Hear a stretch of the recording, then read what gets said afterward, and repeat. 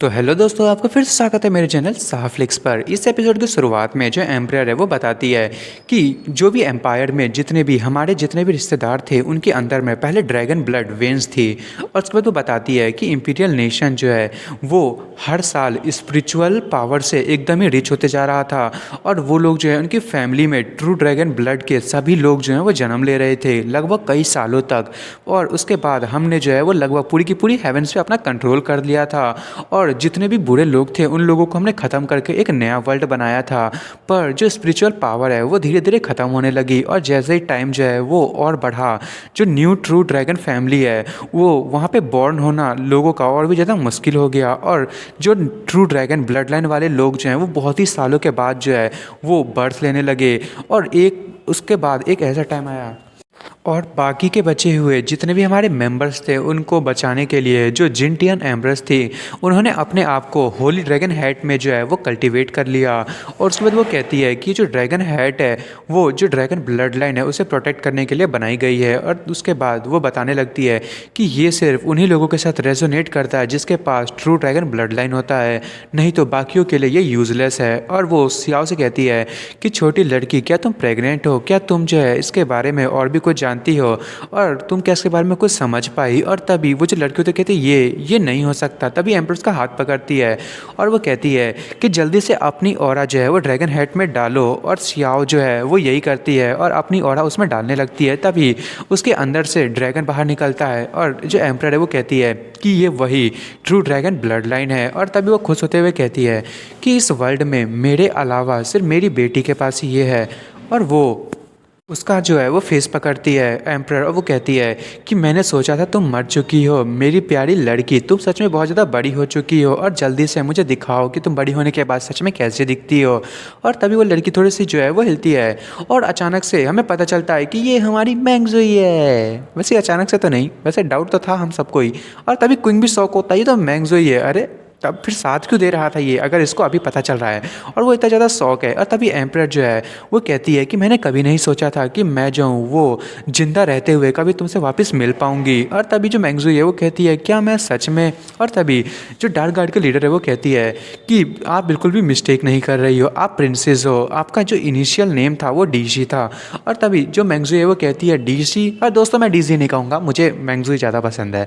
और उसके बाद उसको जो है वो मेमोरीज याद आने लगती है। उसके जो फादर और जो एम्प्रर उसके साथ में थे उसके फादर कह रहे होते हैं कि सियर जल्दी से पापा के पास आओ। और तभी प्रेजेंट का सीन दिखाया जाता है और कोई उसी का नाम लेता है मैंगजोई का और वो कहती है हाँ।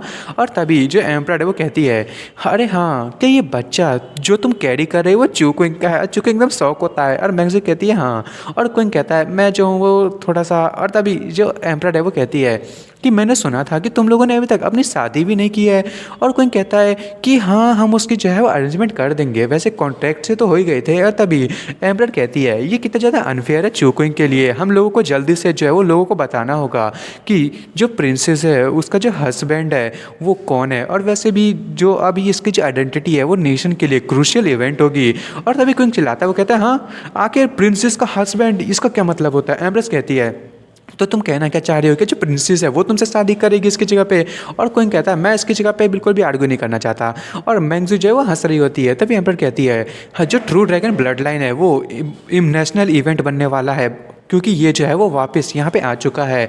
तो जल्दी से सभी लोगों को कहो कि एक अच्छा दिन चुन के जो नेशनल अनाउंसमेंट है उसको तैयार किया जाए। और तभी डार्क गार्ड की लीडर कहती है कि ठीक है, मैं जल्दी से इन सारी चीज़ों को प्रिपेयर करती हूँ। और एम्पर कहती है तुम दोनों जो है वो बहुत टाइम से मिले नहीं हो तो तुम लोगों को बहुत कुछ होगा एक दूसरे से कहने के लिए। और प्रिंसेस पैलेस जो है वो अभी भी वहाँ पे खाली है तो तुम लोग वहाँ पे जा सकते हो। और कोई कहता है पर फिर भी एक मिनट रुकिए। और वो कहता है योर मैजेस्टी जल्दी से अपनी जो पावर है वो जरा ड्रैगन हेड में डालिए तो। और तभी जो एम्प्रर है वो थोड़ा सा सैड हो जाती है और वो जो मैंगजोई है वो कहती है कि आखिर क्या हुआ? कोई कहता है कि जब हम प्रैक्टिस कर रहे थे तो मैंने जो है वो पता किया कि मेरे बॉडी में एक अजीब सी ऑरा है और मुझे को डर है कि वो मैजेस्टी का ट्रू ड्रैगन ब्लड लाइन है। और तभी वो कहता है कि मेरी लाइफ बचाने के लिए बहुत बहुत थैंक यू योर मैजेस्टी, पर अब ये टाइम आ गया आपको रिटर्न करने का क्योंकि मेरी पावर रिकवर हो चुकी है। तभी क्विंग उस ड्रैगन को जो है वो जो एम्प्रर है उसकी बॉडी में डाल देता है और वो जो ड्रैगन है वो बिल्कुल एम्प्रर से लिपट जाता है और जो ड्रैगन हेड है वो भी उससे रेजोनेट होने लगती है अचानक से।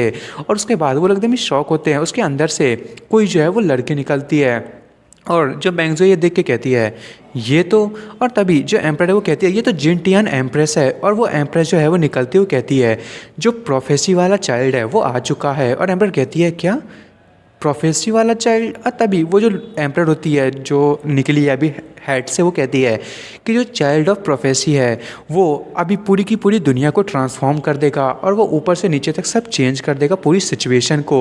और वो लोग ये सुन रहे होते हैं और तभी वो बताती है कि उस साल जब मैं ट्रेन कर रही थी अपने आप को ड्रैगन हेड में, तभी सीमा बाय एक सुपरिटेंडेंट क्विंटियान नाम का एक जो आदमी था उसने अपनी लाइफ को जो है वो रिस्क में डाला ताकि वो जो है वो पैसेज का इस्तेमाल कर सके प्रोफेसी वाले बंदे को रोकने के लिए। पर बैरियर था वो ज़्यादा टाइम तक टिक नहीं पाया। और तभी क्विंग जो है वो एकदम ही शॉक होता है बात सुन के। और तभी वो जो एम्प्रेस होती है वो क्विंग का फेस टच करने लगती है। वो कहती है अब जो है वो अब बिल्कुल कुछ बचा नहीं है बचाने के लिए। तो चाइल्ड ऑफ प्रोफेसी, अब जो तुम्हारी एग्जिस्टेंस है उसको मिटाना बिल्कुल ही यहाँ पर मुश्किल है, तो मुझे अलाउ करो तुम्हारे जो बॉडी में एक लास्ट चेन बनी हुई है उसको मैं रिमूव कर दूँ। और तभी वो जो एम्प्रेस है वो अपना हाथ क्विंग के चेस्ट में डालती है। और जब मैंगजो एकदम शॉक होती है वो उसका नाम लेती है और एम्प्रेस कहती है कि पैनिक होने की ज़रूरत नहीं है, जिनटियान एम्प्रेस जो है वो उसे बिल्कुल भी हर्ट नहीं करेगी। और तभी उसका जो हाथ है वो दिखाया जाता है। क्विंग का जो हार्ट है उसके अंदर में एक जो है वो उसकी पावर्स को किसी चेन ने बांधा होता है। और तभी एम्प्रेस जो होती है वो उसकी चेन को खींच देती है और क्विंग के अंदर से बहुत ही ज़्यादा एनर्जी निकलती है और क्विंग एकदम ही ट्रांसफॉर्म होने लगता है ड्रैगन में। और ये देख के एम्प्रेस और मैंगजो एकदम ही शॉक होते हैं और क्विंग पूरा का पूरा गोल्डन ड्रैगन में कन्वर्ट हो जाता है। और ये देख के एकदम मैंगजो शॉक होती है। वो कहती है क्या चूकों एक ड्रैगन है? और तभी वो एम्पर कहती है यही है जो ट्रू ड्रैगन ब्लड लाइन है। और वो कहती है कि चाइल्ड ऑफ प्रोफेसी जो है ये ज़रूरी नहीं है कि वह दुनिया के लिए डेंजर ही हो।